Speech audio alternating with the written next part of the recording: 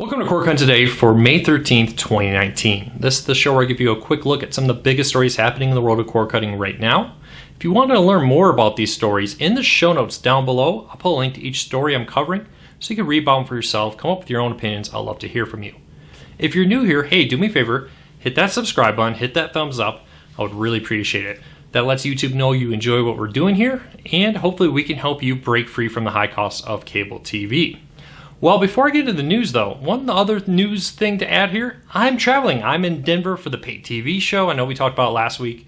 Some very big names, even though it's called the paid TV show, very big names and core cutting will be here, including Sling and Hulu and PlayStation View and Philo and more will all be here. We'll be covering all the news we can, trying to get as much information from it as possible. So keep an eye out for news updates all week from there. And the rest of the week, I should be on time with this. I know I'm releasing this in the afternoon instead of the morning like I typically do. Unfortunately, because of travel, I ran late. My flight changed, all that fun stuff. So we're going to do an afternoon this today and back to the morning the rest of the week, hopefully. All right, first news story of the day. Apple has officially released their new Apple TV app to all Apple TV owners, and it's rolling out to Samsung devices along with AirPlay 2 support on Samsung TVs made in 2019 and select 2018 models. This new app now allows you to manage your subscriptions for multiple services from inside the Apple TV app. Now, people, when I first announced this, were like, well, you could have already used Apple's pay system to pay for services through iTunes. That was true, but now not only are you paying for it through iTunes, you're also using your Apple ID to be your login information. So now in one spot, you manage it, you access it, you pay for it all in one spot. And very similar to Amazon channels or the Roku channel or the Sling TV app. They do many of this too, which is pretty nice, especially if you add, a lot of these services are $2-3 services. When you can subscribe to a lot, keep your bill very low, but now you have multiple apps. These services like Amazon channels and Roku channel and now the Apple TV channels will allow you to manage that subscription very easily. I love it for things like HBO, especially for services that had a reputation of being hard to cancel, like Major League Baseball. Well, now just in a simple checkbox, subscribe, checkbox unsubscribe, set up through Apple or Amazon or Roku, etc. So very excited to see Apple moving into this. Includes a handful of services right now like HBO and Epix and PBS Living, Acorn, MTV Hits, and more. But I would expect more and more services to be added in the weeks and months to come. If you want to see the full list of all services available through the Apple TV app, link in the show notes down below. Now this is available on the Apple TV and select Samsung TVs, including the 2019 Smart TV models and select 2018 models. You will need to do an update for both the Apple TV and your Samsung TV to get this if it's supported. So make sure you do the update to take advantage of it. And let me know if you have an Apple TV. Unfortunately, I'm traveling. I don't have my Apple TV with me. Leave me a comment. Let me know what you think of it. Jess is doing a full review of the new app. All right, next story of the day. The NBC's Upfront presentation was today. And the Upfront is an opportunity for companies like NBC and like I went to the Viacom one a few weeks ago to meet with not only press but ad buyers. These are people who spend millions of dollars on ads. It's an opportunity for, in this case, NBC to make a play for them to partner with them for their ad dollars. Now, during this presentation, they talked about everything you expect, the new TV shows coming, what they're doing to grow their audience, and more. They also talked about their streaming service. Now, we've known they're working on a streaming service for a while. It was reported that, according to sources, it would be launching in mid-2020. Today, NBC confirmed that it will be launching in mid-2020 and it will be ad-supported. Now, they were very vague, other than to say it would include, quote, an unprecedented amount of content. Unprecedented in quotations. What does that mean? I don't know. But it seems like they're pushing the idea that they will be offering a lot of content. Now, ad supported. Does that mean free with ads? Is this a tier system? Maybe a free basic plan and then a paid plan and then maybe a paid without ads? Or is this more like CBS All Access where it's like, and Hulu, where there is a cheaper tier that you pay for with ads or a higher tier you pay for without ads, but all of it has to be paid for and to get it. So we'll have to wait and see. We just don't know. They haven't said. They're being very, very reluctant to give information. We don't know what content will be available. Is this going to be like CBS All Access with a huge back catalog and stuff available the next day with maybe even live feeds? No clue. Is this just like a $2.99 service with ads that includes a huge catalog of back NBC content? We don't know. Is this going to be more like a Viacom play where they're going to release a bunch of content for free that's their older content with ads? We'll have to wait and see. My question to you is, would you be happy if this was nothing more than an ad-supported service with a ton of free content? Would you like a CBS All Access service? Leave me a comment. I'd love to hear from you on what you think NBC should do.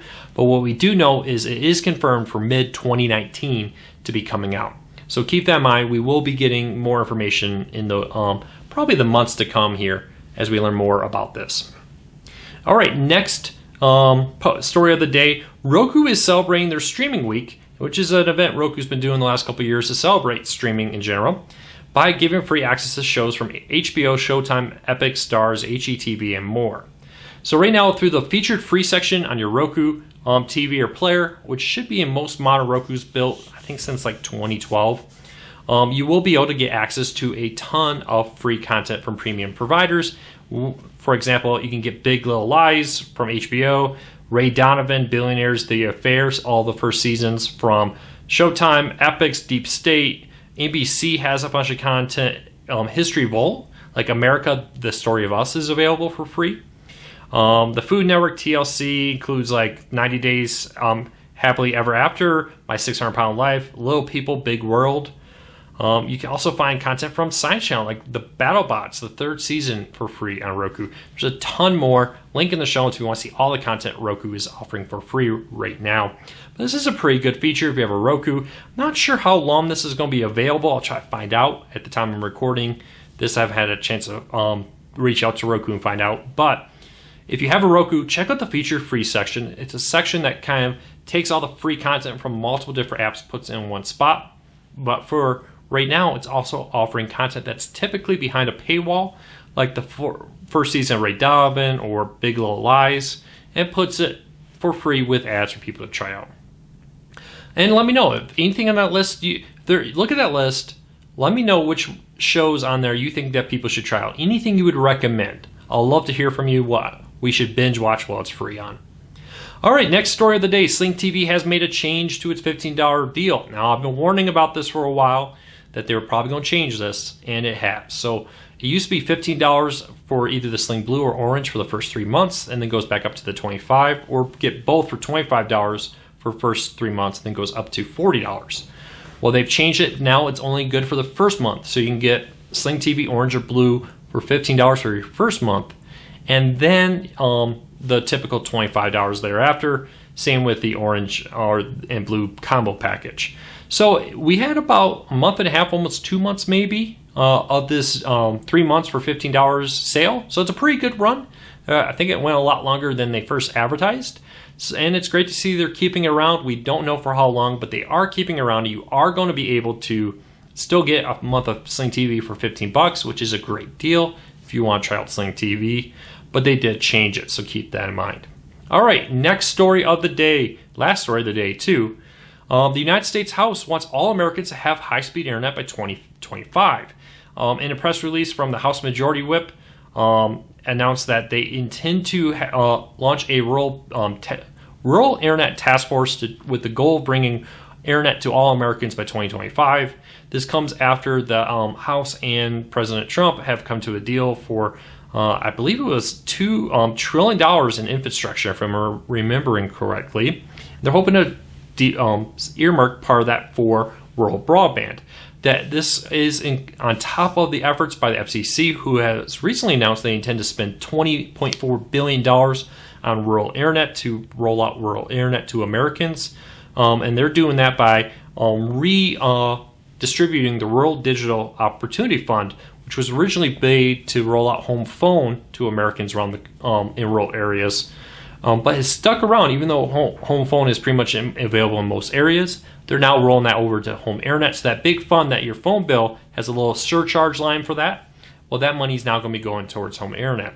So it seems like both the FCC, the President, and the House of Representatives, and Cornell reports the Senate too, are all taking on home internet in rural areas as a high priority. So what do they consider? I believe the current standard is 25 down would be what would be considered home internet broadband speed. Now, this is great news for cord cutting. 25 down is more than enough to stream Netflix, Hulu, Amazon, etc. I know it's nice to have more, but the bare bones list does get it done. So good news, keep an eye on this as they will continue to be pushing for rural broadband internet. My question to you is, do you live in a rural area? Is internet difficult for you? What do you do to get internet if you live in a rural area? I know I lived in an area about 5 years ago where the fastest internet at the time was 10 down through DSL. The cable company only offered 6 down, and that was their fastest. By the time I moved, it was upgraded to 28 down, and we were all really excited to get 20 down. And this was at a time where Gigabyte was available, and everybody else was getting 100. But I was living in a part of the Mark Twain National Forest where 10 down was a good speed, and I cut the cord with 10 down, and I was able to stream Netflix, Hulu, Sling, and more. So it can be done. My question to you is, do you live in these areas? What are you doing for internet? Leave me a comment, let me know. Well, that is it for today. A little bit of a short video here. Sorry about the late post. We'll be back to normal tomorrow. Thank you for your support. I really appreciate it. We just hit 69,000 subscribers. Next stop 70, on our way to 100,000. So thank you for your support. I'll see you tomorrow.